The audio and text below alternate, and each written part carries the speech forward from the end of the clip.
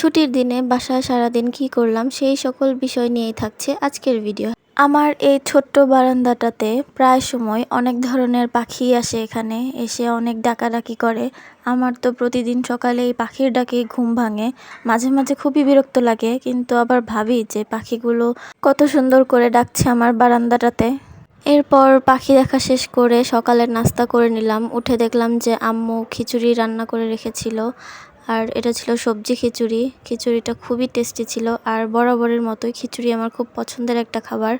খাওয়া দাওয়া শেষ করে তো গতকালকে বাসায় এই ফলটা এনেছিল, ডেওয়া ফল। তো এই ডেওয়া ফলটা আমি ভাঙছিলাম।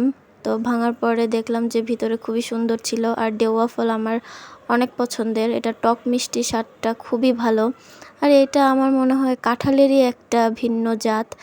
আর খেতেও খুবই টেস্টি, কাঁঠালের চেয়ে এটার স্বাদ পুরো ডিফারেন্ট।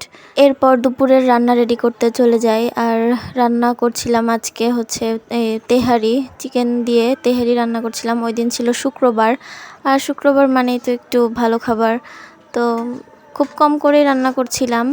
ওই দিনটায় অনেক বৃষ্টিও ছিল, আর বৃষ্টিতে বিরিয়ানি বা তেহেরি খেতে কিন্তু খুবই টেস্ট লাগে।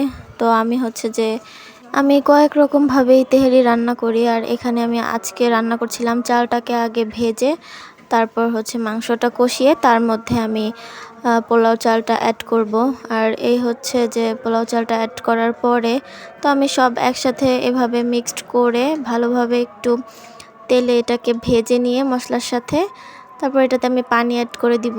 আর এই হচ্ছে এটার মাঝামাঝি সময়ে তো আমি পানি দিয়ে দিলাম, আবার একটু দুধও দিয়ে দিলাম।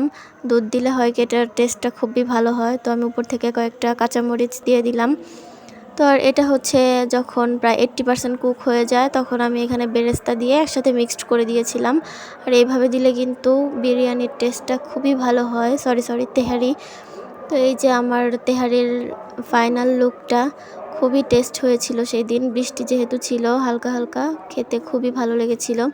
তো এরপর বিকেলে আমি একটু নাস্তা রেডি করছিলাম। মাখা বানানোর জন্য এখানে আমি নিয়েছি শসা কুচি, লেবু কুচি, কাঁচামরিচ কুচি, পেঁয়াজ কুচি, আর নিয়েছি হচ্ছে 2 রকমের চানাচুর বম্বে সুইটস। আর এরপর মাখানোর জন্য আমি নিয়েছি একটা বাটির মধ্যে আমি পেঁয়াজ কুচি দিয়ে দিচ্ছি, তার মধ্যে কাঁচামরিচটাও কুচি দিয়ে দিচ্ছি, আর লবণ দিয়ে এটাকে আমি খুব ভালোভাবে একটু মেখে নিব প্রথমে।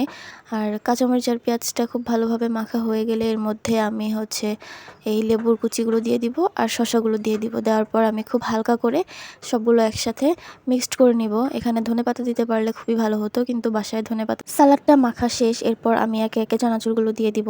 আর চানাচুরগুলো দিয়ে তার মধ্যে আমি একটু সর্ষের তেল দিয়ে দিব, আর সর্ষের তেল দেওয়া হয়ে গেলে সবগুলোকে খুব আলতোভাবে আমি একটু মেখে নিব। আর মেখে নিলেই তৈরি হয়ে যাবে খুব সুন্দর আর টেস্টি বিকেলের নাস্তায় এত মজাদার ঝাল ঝাল চানাচুর মাখা। হাফেজ।